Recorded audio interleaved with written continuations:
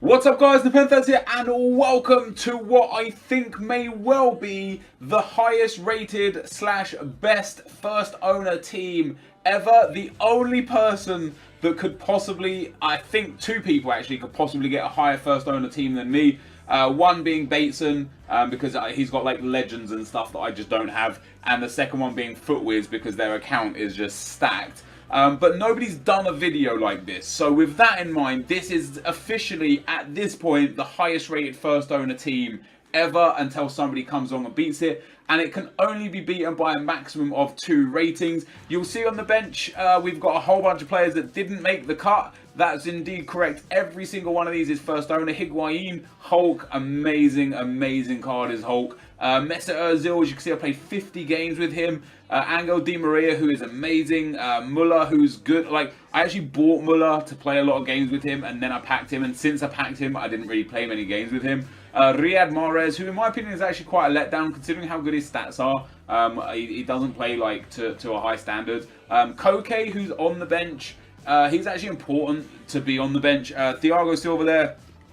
Pierre-Emerick Aubameyang, who's amazing. I know he's only got 10 goals and 5 assists in 18 games, but that's most of those games being as a sub. I don't really start him very often. Ruffier is just kind of there for the sake of being there. Lacazette, who I don't rate at all. Miranda, and back to Higuain. So that, guys, is the bench. Of course, all of them first owner. Now, Koke is there. I know Thiago Silva, Aubameyang, Ruffier, Lacazette, they're all higher rated than him. But as soon as I switch it on, I'll show you at the end. As soon as I switch Koke off the field, the team goes down to 194. As soon as I put him back onto the subs bench, it goes back up to a 195. So I don't know how that works, etc. But that's where we're at. So in goal, guys, unfortunately for me, David De Gea is not first owner. I actually bought him, but Keylor Navas is our goalkeeper. I packed him, I can't remember how many times. I'm not like overly keen on him. Even though he's 6'1", he seems to let in a lot of long shots. The only thing I really love about him is his giant throw, which is amazing. In at the right back spot, I had played Dani Alves Team of the Year card here for around 300 games. I've since packed Carvajal. He's nowhere near as good as Dani Alves in my opinion offensively, but defensively he is just as good, if not better. So Carvajal there, guys, goes in at the right midfield spot. And then the 2 centre-backs, we've got Diego Godin and Sergio Ramos. Diego Godin being the highest rated centre-back in the game. And he is utterly, utterly phenomenal. And what's the craziest thing for me is, like, the legitimately craziest thing is how goddamn cheap he is. You're looking at about a maximum of 130,000 coins. There you go, 120,000 coins for 95 rated Diego Godin when compared to Sergio Ramos. He's got better physical by 6, better defending by 3, better dribbling by 2, the same passing, worse shooting, which is entirely irrelevant for a centre-back, and 8 less pace, which can be important, but it's not like he's slow because he's got less pace. He still has 78 pace. Then we've got Sergio Ramos Team of the Year, one of the better Team of the Year players that I managed to pack. Stunning card, 3-star skill moves. You know, problematic at times with the high medium work rates, but as you can see there, 308 games I've played with Ramos, 5 goals, 7 assists, 6 yellows, and 3 reds. That's not bad. 3 red cards in 308 games, especially considering at least one of them, maybe 2 of them, would have been on purpose when showing how the red card glitch worked.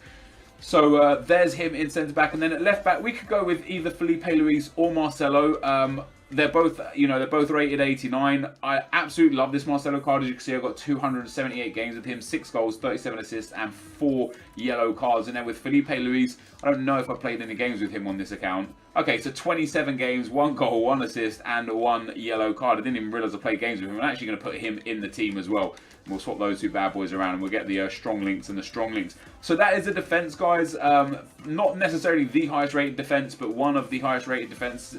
You know, you can get... Actually, there's no, like, Roberto Carlos is 89. That probably is the highest rated defence you can get without legends. And even then, I think Beckenbauer is the highest rated centre-back. So, yeah, we are looking at the highest rated defence there, after all. In at centre midfield, guys, we've got 3 people straight away. Griezmann, Benzema, and Modric. I know Benzema and Griezmann come as stock strikers. However, Griezmann, for a midfielder, is good, especially as a wide midfielder and a central 3. He's got great pace, great dribbling, as you can see, and then 93 passing and 85 physical. And you can see for me from centre midfield, he scored 12 goals and got 12 assists in 28 games. That is a fantastic ratio, in my opinion, for a centre midfielder, especially in a team where you're just inundated with absolute superstars. With Karim Benzema, not quite as good, which really surprises me because he's so tall and because he's got better work rate suited for a centre midfielder and he's got crazy good physical, crazy good passing. I thought he would be the man in centre midfield, but as you can see, he's only got 4 goals and 9 assists in his 27 games at centre mid. I don't really care about the goal to game ratio because they're not strikers. I know they come as strikers, but I'm not like using them as strikers. If I had him up front and he had had this goal to game ratio, I'd probably be a little bit upset. But he doesn't. And then the last midfielder we've got, another Team of the Year player. That's Team of the Year, Luka Modric. Just disgustingly good, man. Honestly, he's so good. As you can see, 279 games for me. 51 assists, sorry, 51 goals, 91 assists, 5 yellows, 3 reds, and is one of the go-to guys for me. Like, I just love having him in the team. Let me swap those two around to get those strong links all over the place. But yeah, I just love him in the team. He's so good. His shooting, his passing, his physicality, everything is amazing. And then we've got arguably the best ever trio of packed players I've ever got in my entire life. In a right forward, we've got 98 Messi. I know you can get a 99 Messi. I don't have the 99 Messi. I sold him because I didn't pack him. And after packing the 98 Messi, I wanted to use him. 31 games, 11 goals, 8 assists. That's actually a decent ratio for me, considering quite often during a game, I'll bring off one of these midfield 3. I'll drop Messi in, and then I'll bring Aubameyang on at that right forward spot. So Messi gets like pulled back into midfield a considerable number of times. And so for me, his goal to game ratio isn't really true to what it suggests it is. This card is amazing. I love playing with it. In at striker, I packed the player I never thought I would, and that is 98 Luis Suarez. I don't have a video of me packing him. His card, like, he's got 99 shooting. It should be great. It's not great. It's better than great. It is absolutely exceptional. It is the cleanest shooting card I have used in any FIFA ever in my whole life as a FIFA YouTuber. I've never experienced a card that just scores the goals that this Suarez card scores. It's amazing. I packed him actually in one of those 125k packs as I had run out of FIFA points and I didn't really want to spend much more on FIFA points. And in the end, I just used my last coins I could to open the 125k pack, and boom, Luis Suarez was in there. And I was so happy. I actually had him at midfield. I bought him and was playing him at midfield, and Modric wasn't in the team. I think I had, did I have Bale up front? I had man of the match Bale in the team. So actually I would have had Griezmann or Benzema up front. Man of the match Bale was in the midfield. Not I man of the match Bale, just the orange man of the match Bale. And I had Suarez in midfield. After I packed him, I just knew I had to put him up front. 92 pace, 99 shooting, 96 passing, 96 physical, 98 dribbling. Just utterly, utterly sensational. And then for the first time in my FIFA career, my left forward is a pack pulled 99 rated Cristiano Ronaldo. And he, for me, is the best player in the game ever. For the first time with a Ronaldo in a long time, it doesn't feel like he has a parachute on his back. He's rapid, he's strong, his finishing is immaculate. As you can see, coming off the left forward spot, 39 goals and 21 assists in 45 games. That's an exceptional return, like an exceptional return. I can't express how good this card is. And as you can see, guys, it goes to a 195. I'll have my camera in the top left so you can see the rating. If I take Koke off, let me just swap those around to show you that it's a 195 no matter what. If I take Koke off for a higher rated player, move over, goes down to a 194. If I put a different higher rated player on there, stays at a 194. If I put a goalkeeper on there, stays at 194. If I put Lacazette on there, stays at 194. If I put Miranda on there, it stays at a 194. It has to be Koke for whatever reason. The lower rated midfielder brings up the entire rating of the team. This is, guys, the first owner team. Every single player on this pack, on this screen, has been pack pulled. And now let's go and get into a game. Okay, guys, our opponent for today has got a 98 chem, 81 rated team. In before I lose. In before I lose. He's got Higuain, Salah, Javinho, Marquisio. Is that Fernandez or Hernandez? Parola, Miranda, Rudiger, Sandro, Abate, and Handanovic. It's actually a really nice team, and it's a really well put together team. And, you know, I've said it before, and I'll say it many times again. And there was actually a thread on Reddit about it, or a post on Reddit about it a few days ago. Team rating isn't necessarily everything. Like, the way this game is, his Higuain will score the same style of shots that my Ronaldo will score. The only difference is my Ronaldo has the ability to hit that Randy long shot, or do the 5-star skill moves. Like, ultimately, the difference between like 80-something shooting and 90-something shooting isn't really all that much. Oh, that should be a goal. Let's fucking bang it. Ronaldo! Oh, it's gone just wide. Oh, if that would have gone in, that would have been the difference right there between Ronaldo and Higuain. But the difference isn't really between Ronaldo and Higuain. The difference is between, like, the person on the controller. Like, there was a thread where a guy was like, how did he just beat this team? And this guy basically smashed this all-blue team. And, credit if you beat a team like that, because you have that mental image of, okay, this team's like all blue or lots of legends and stuff, must be a good team. But it doesn't necessarily mean that it's a good team, doesn't necessarily mean you're going to lose just because it's a good team. Like, it's all about the player, not all about the player. I'll say this, like, the time the team is important is when the player skill is relatively even. For example, this guy is just bad. I can feel it. The way he's like sliding in with tackles, he's a bad player. It doesn't matter what team I would have here. I'd probably beat him regardless. Not that I've beaten him yet, and I'm not suggesting that I'm going to win this game either. FIFA can be one of those guys there. One of those games where you're the better player by far and you still come out with a loss. That can just be FIFA. But it's all about the person controlling the players, because there's so much match engine manipulation in FIFA 16 that it doesn't matter. Like, I've proven with scoring goals constantly with my bronze Cameron Gill. I've proven with all the goals I've scored with him that you can score beast goals with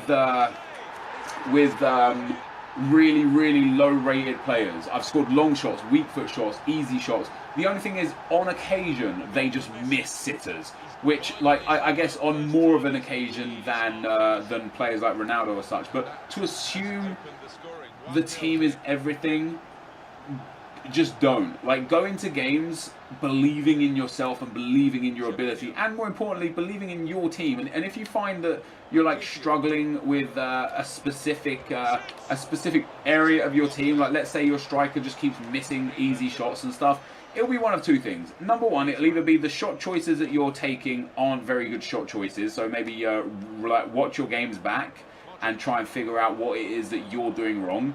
Or number two, it will be Messi.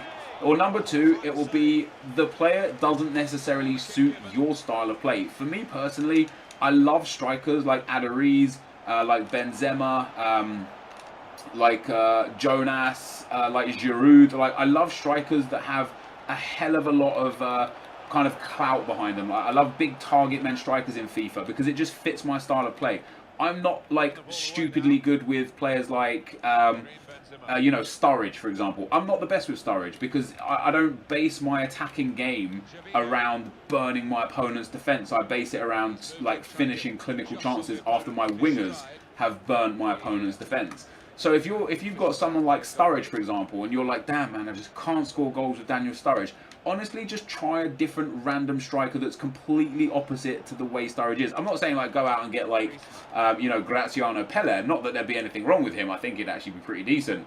But if you went and got yourself like a Lukaku or a Benteke, somebody who's not designed around pace but is more designed this game. We've scored one goal with Messi. This guy is he's just losing the plot a little bit, really, isn't it? Yo, can you let me change my free kick taker? There we go. Let's give it to Luis Suarez. Let's whip it over the wall. Nice bit of power. Lovely, terrible free kick. Remember when I said Suarez has incredible shooting? I lied. He's shit. Discard him if you get him because he's trash. No, I'm kidding. Like, that goal from Messi was actually quite nice. Was it a cutback? But lovely, like, little solid finish inside. And I think this guy is, he's a little bit upset that he's playing against his team, but I don't necessarily know if he plays this good or this bad. Typically, all I can say is that he's lost this game at the moment he saw my team. He saw my team and he decided that he wasn't going to win this game. You know, he was like, okay, shit, like that's it, it's game over. Don't play like that. Play, like, believe in yourself. Believe in the way that you play. We've actually got a second goal with Messi, which is very nice indeed. Because I was saying to you guys before, like, Messi is good. The reason why he just doesn't have a very great goal-to-game ratio with me is because of the way that I move him into midfield usually quite a lot. But today, I think he's shown the fact that he's actually solid as an attack, as you would expect for a 98 player, you know. This guy's got a good crossing opportunity there. Oh, that could have been a penalty, not going to lie. Glad it wasn't. Oh, that's a good tackle. That's a great interception, and Diego Godin is there. Ball goes out to Messiah. Oh, he's hitting with a no-touch. Keeper was off his line a little bit there, but we're in good space here. Lionel Messi. Hat-trick. Hat-trick hero. 38 minutes. Hat-trick for Messi. For some reason, the ball just seems to be finding the way down the right-hand side in this game and not down the left-hand side. But beautiful play. You know, he's sliding in, desperately trying to get a tackle on. Lionel Messi is there. Fantastic strike, fantastic finish. And hat-trick hero Messi enters the fray. And I don't want this guy to rage quit. I hope he doesn't rage quit. So I'm going to bring my keeper out. I'm going to try and get him to score a goal. Just to give him the belief that he's still in the game. Because I don't want him to rage quit. Because I want to play with this team as much as possible. And here we go with Cristiano Ronaldo. Lovely from Ronaldo.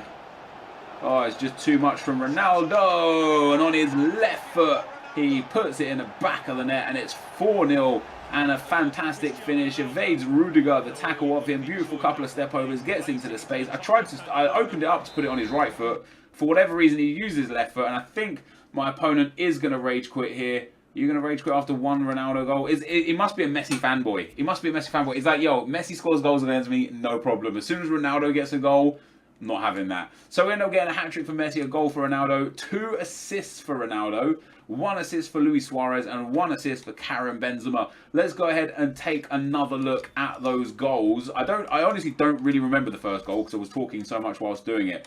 So Lionel Messi, the ball comes out to Ronaldo on the left-hand side. He gets into the box. Slots it home. Lovely. Oh, just a beautiful finish there from Messi.